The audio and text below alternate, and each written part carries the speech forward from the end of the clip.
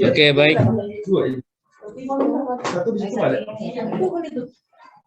Saya ini dulu. Udah itu aja. Silakan. Pindah tempat dulu supaya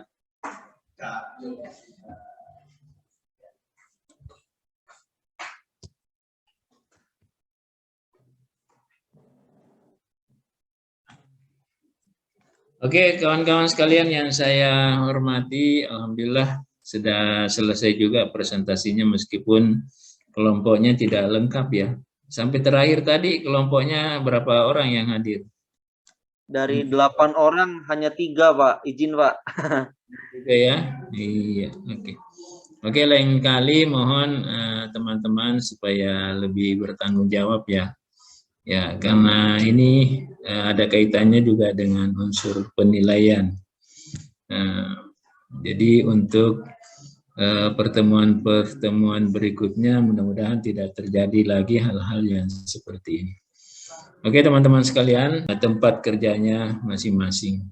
Jadi persoalan sumber belajar dengan media pada hakikatnya itu adalah istilahnya betilafia, beda tipis lain versi ya. Kalau sumber belajar itu berkaitan dengan sifatnya lebih makro ya, lebih makro ketimbang dengan media pembelajaran. Karena tadi ada disinyalir bahwa untuk sumber belajar itu ada tipe-tipenya juga, ada tipe A, tipe B, tipe C, ada hybrid, kemudian ada yang sifatnya otonom, ada yang sifatnya lintas ya, lintas institusi. Nah, oleh karena itu manfaat apa yang kita bisa peroleh dari hasil diskusi mengenai sumber belajar ini? Jadi paling tidak bahwa kita terinspirasi untuk bisa mengembangkan dua sistem ya, dua sistem di mana satu sistem itu sifatnya real atau memang secara physically ada, kemudian yang kedua ada kaitannya dengan yang sifatnya digital atau apa yang fisik itu kemudian digambarkan secara digital, tetapi kita tidak bisa artinya kelemahannya itu yang pertama adalah kita tidak bisa melihat ukuran yang sebenarnya. Tetapi itu juga bisa diatasi kalau kita bisa menambah keterangan setiap benda yang kita tampilkan itu mungkin bisa kita tambahkan ukurannya sehingga itu bisa bisa dipahami betul bahwa itu volumenya atau kadarnya seperti itu. Jadi itu merupakan juga masukan-masukan ketika Bapak Ibu mau mentransformasikan dari yang sifatnya konvensional atau yang sifatnya manual ke dalam bentuk digital. Nah, digital juga ada yang namanya off dan ada yang online ya. Jadi ada offline, ada online. Artinya sama-sama menggunakan data digital, cuma yang offline itu artinya hanya terbatas, mungkin melalui server atau melalui dengan pangkalan data yang ada, yang meskipun tidak terkoneksi dengan internet itu masih bisa ditayangkan atau masih bisa dilihat.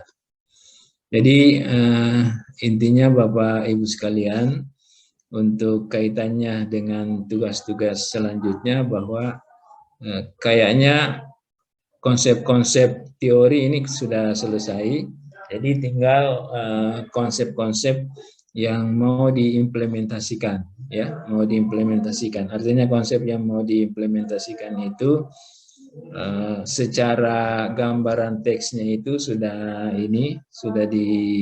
dikata-katai di situ, tetapi bagaimana mewujudkannya itu dalam bentuk nyata. Jadi itu yang akan Bapak Ibu lakukan nanti di pertemuan ke-12 dan 13. Jadi saya ingatkan kembali, produk ini sangat diharapkan dari Bapak Ibu, meskipun itu masih sederhana ya, yang sederhana itu bisa lagi dikembangkan. Nah, teman-teman sekalian, sekali lagi saya minta maaf ini karena memang konsentrasi saya tadi bercabang karena saya memimpin sidang proposal tesis, dan mudah-mudahan setahun lagi ini Bapak Ibu juga sudah bisa mengikuti sidang proposal ya, karena ini sudah Amin. yang kelas lain yang itu tinggal 1 semester ya. Ya, yang temannya Ibu Hadijah DKK ini tinggal 1 semester sudah. Jadi mulai sekarang sudah mikir-mikir Pak ya. Jadi bagaimana mengembangkan sebuah tesis yang berbasis sumber belajar atau berbasis media ya, media multimedia yang kira-kira murah, kemudian bisa terjangkau oleh semua orang.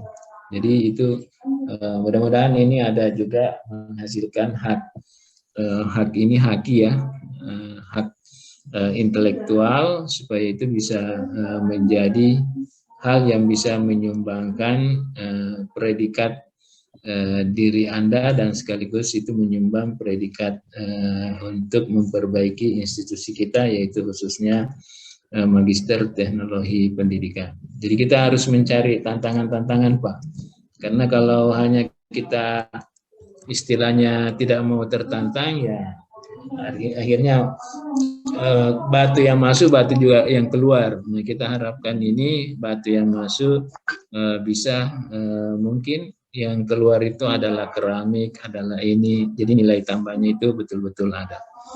Nah, saya kira itu saja komentar saya dari Bapak Ibu.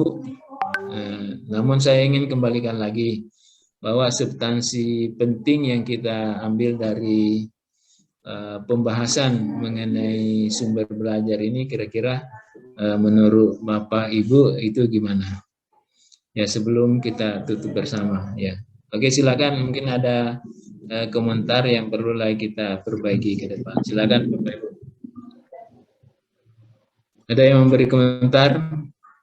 Biasanya Bu Hadijah itu banyak masukannya. Bu Hadijah lagi tasiyah tuh Pak dosen. Tetangganya ada yang wafat. Ya. Oke, silakan Pak Satori barangkali. Kamil. Oh, baru datang Pak Kamil ya. Tadi kan belum dimulai, belum masuk. Oke, Pak Kamil, silakan Pak Kamil.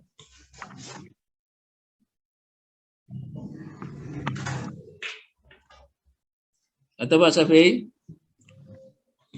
Kalau yang kelas ini saya lebih banyak mengenal karena diskusinya itu Pak Tersen. Jadi Pak Satori, Pak Safi, Ibu Hadijah, Ibu Nurlela, pokoknya banyaklah yang di Ibu Sora. Itu betul-betul itu kalau ketemu di jalan itu tahu persis. Tapi kalau yang tidak pernah berkomentar itu kalau ketemu di jalan mungkin tidak kenal Pak.